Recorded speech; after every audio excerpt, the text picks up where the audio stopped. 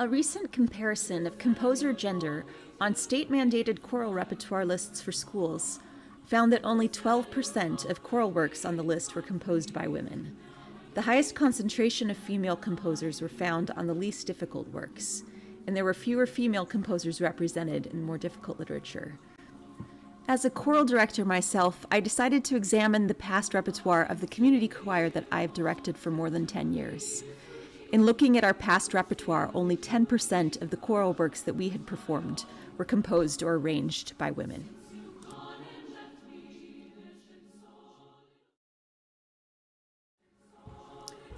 This presentation will be a sampling of the composers and pieces discussed in my paper on choral works by women composers that are accessible for performance by middle school or high school choirs.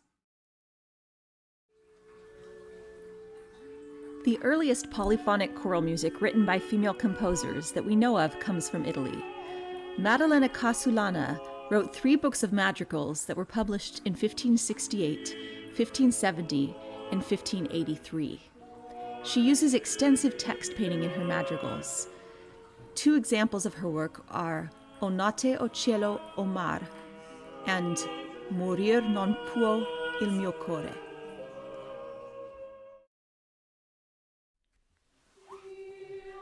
The Italian sisters Raffaella Aleotti and Vittoria Aleotti both published music while they lived as nuns in a convent.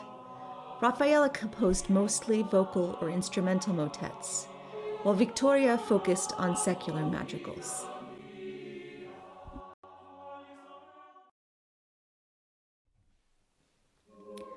Nineteenth century Germany brought choral music from 2 women who were mostly known for their relationships with famous male composers. Fanny Mendelssohn Hensel was the sister of composer Felix Mendelssohn. Her most frequently performed choral works are a collection of part songs published as Gartenlieder. Clara Wieck Schumann was most well known in her time for being a concert pianist. She was also the wife of composer Robert Schumann. She was a talented composer in her own right as well.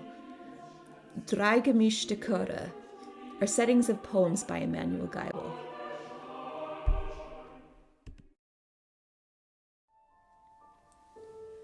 Rebecca Clark was an English composer in the early 20th century. She was primarily a violist. She studied composition with Charles Villiers Stanford, but none of her choral works were published in her lifetime. Her works Ave Maria and Come, O Come, My Life's Delight are both appropriate for high school choirs. Lily Boulanger was the first female winner of the Prix de Rome Composition Prize and the sister of noted composition teacher Nadia Boulanger. Tragically, she suffered from chronic illness and died at the age of 24. Her works Soleil du Septembre and Hymne au Soleil are both appropriate for high school choirs.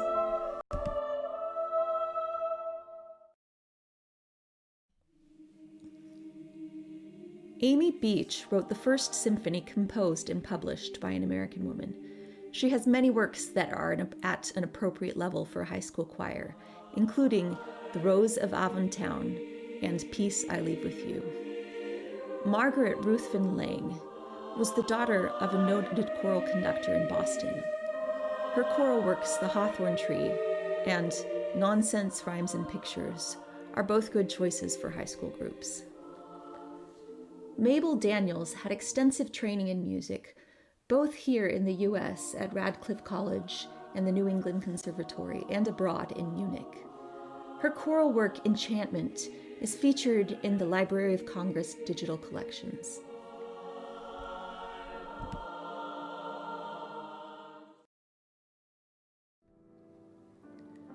The United States has a rich history of African American women composers.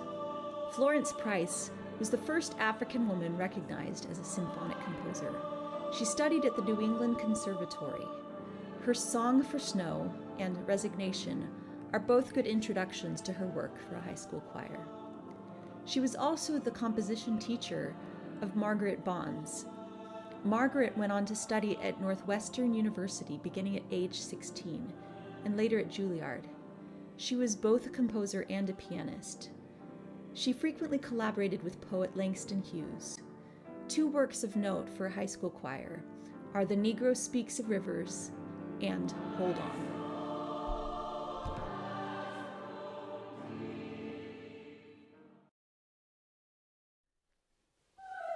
Two other past African American women composers of note are Undine Smith Moore and Betty Jackson King. Undine Smith Moore was best known for her arrangements of spirituals, including "Oh That Bleeding Lamb," "I Believe This Is Jesus," and "Daniel, Daniel, Servant of the Lord." Betty Jackson King studied at the Peabody Conservatory and Westminster Choir College. She founded one of the first women's companies for self-publishing music. Her unaccompanied work, Psalm 57, is considered by many to be a gem of the American choral repertoire, especially within historically black colleges and universities. There are other less challenging options of her work, including arrangements of spirituals such as Ezekiel Saw the Wheel or Great Day.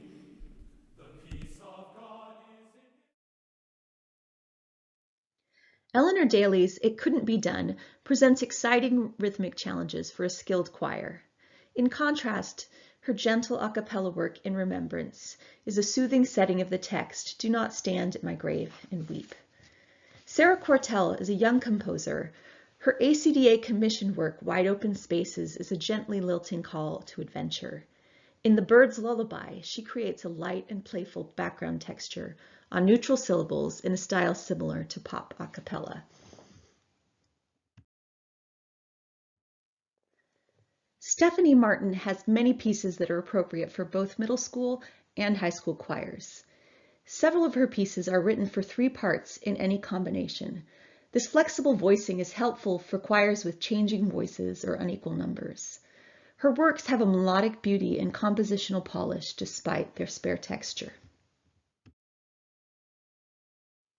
Alice Parker is one of the great American choral arrangers, well known for her many arrangements of folk songs. Her settings of Hark, I Hear the Harps Eternal and Bright Morning Stars are both excellent works for high school choir. Emmylou Deemer is well known for her setting of Shakespearean texts, 3 madrigals. Portland, Oregon composer Joan Shimko has a large catalog of works with many possibilities within the range of a school ensemble, including Nada te turbe, Illumina le tenebre, and The Piece of Wild Things. Moira Smiley uses an eclectic array of influences in her work, including folk, jazz, and percussive movement.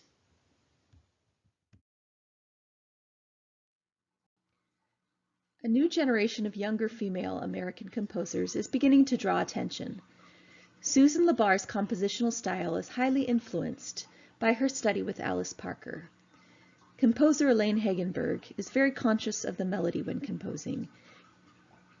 In her sensitive and melodic You Do Not Walk Alone, the piano accompaniment gently complements and supports the vocal lines. The music of stillness offers more challenges with expanded ranges and Debussy. Many younger composers are also addressing contemporary issues in their music. Andrea Ramsey created the text for A Letter from a Girl to the World, from her students' anonymous responses to writing prompts. Abby Bettinas composed Blessed Be the Lord My Rock on September 12, 2001, as a response to the terrorist attacks of September 11th. Her work, Journey Home, is a piece about a family who emigrated to Minnesota from Mexico. Rosephanie Powell is one of the premier female composers in American choral music today, with many works that have been premiered by top choirs and conductors. Ysaye Barnwell is multi-talented with a doctorate in speech pathology, work as a voiceover actress, and as a commissioned composer. She was a singer for the Grammy Award-nominated group Sweet Honey in the Rock for over 30 years. Judy A. Rose is a music educator turned composer. Her original composition in gospel style, A Jubilant Day, is an exciting choice for high school choir. B. E. Boykin is an up-and-coming pianist, conductor, and composer. Her setting of Joshua Fit the Battle of Jericho is an excellent choice for middle school choirs. She also has many works appropriate for high school, including Ave Maria and Dormi Jesu. Elizabeth Poston is most famous for Jesus Christ the Apple Tree, a piece that radiates pristine simplicity in its tender setting of an 18th century text. Sally Beamish's straightforward work, In the Stillness, interlaces homophonic four-part harmony with gentle dissonances evocative of a winter night. Shireen Abu Khader is a Palestinian-Jordanian composer. She strives to make music from her homeland accessible to choirs across the world in works such as Adinu and Laura Halsoti. Mariam Khoury drew inspiration from the stories her father told of growing up in Palestine. Taiwanese-American composer Xing Ling Tam seeks to capture the essence of wild horses in the steppes of Mongolia in her composition Magnificent Horses. Gabriela Lena Frank is a Chinese-Peruvian composer. Her two mountain songs draw inspiration from Quechua Peruvian poetry and folk songs. Swedish composer Agneta Skold's soprano-alto bass setting, Simon's Love Song, is accessible for a choir willing to put in some effort to learn the Swedish diction. Her work, There Is No Rose, is written in English.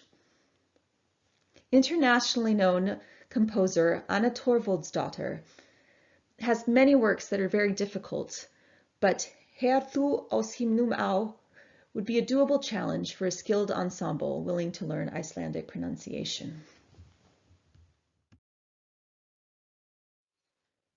There are many different resources available to research women composers. Hildegard Publishing is a company that seeks out and publishes music only by women composers. The Orange County Women's Chorus maintains a searchable online database of choral music by women composers. The Choral Public Domain Library has a page devoted to women composers and provides free access to public domain works.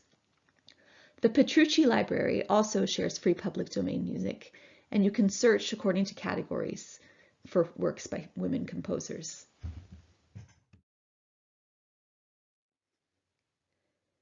YouTube can also be a useful tool for finding recordings of performances of lesser-known works, although there may be big variations in the quality of those recordings.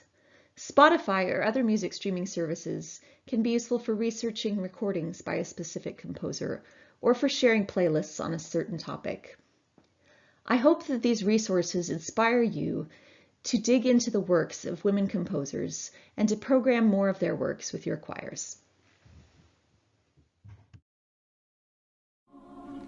So I am sitting here wanting memories to teach me to see the